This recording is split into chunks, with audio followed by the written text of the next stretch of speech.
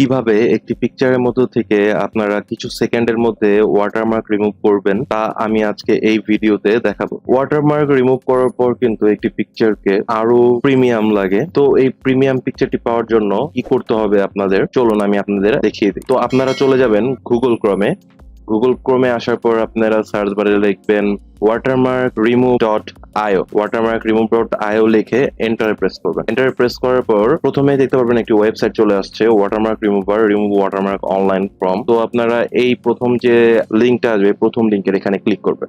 Click করার পর কিন্তু আপনারা একটি ওয়েবসাইটে চলে আসবেন। তো মূলত এই ওয়েবসাইটেরই কাজ। তো আমি কিন্তু আমার যে দেখতে পাচ্ছি, আমি এই যে পিকচারটা আছে এই পিকচারের ওয়াটারমার্ক কিন্তু রিমুভ করতে যাচ্ছি। তো আমি যদি এই পিকচারটায় যাওয়ার পর দেখতে পাচ্ছেন যে এই পিকচারটাই কিন্তু আমার ওয়াটারমার্ক দিয়ে ভরা আছে। তো আমি এটা ক্রস করে দিচ্ছি। ক্রস করে দেওয়ার পর এই পিকচারটা জাস্ট খালি আমি এখানে ড্র্যাগ করে ধরে আপলোড ইমেজের এখানে ছেড়ে দিব। ছেড়ে দেওয়ার পর একটু লোডিং হবে।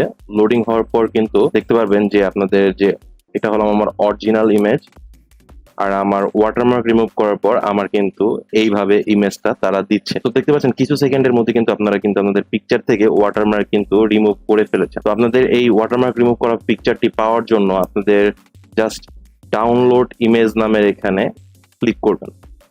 ডাউনলোড ইমেজে ক্লিক করার সাথে সাথে আপনাদের নিচে দেখতে পারবেন যে এই যে আমার ইমেজটা কিন্তু ডাউনলোড হয়ে গেছে। তো আমি যদি এখানে উপরে ক্লিক করে ওপেনে ক্লিক করি, ওপেনে ক্লিক করার সাথে সাথে দেখতে পাচ্ছেন আমার ইমেজটা কিন্তু ওয়াটারমার্ক ফুললি রিমুভ হয়ে গেছে, কোনো ওয়াটারমার্ক কিন্তু নেই।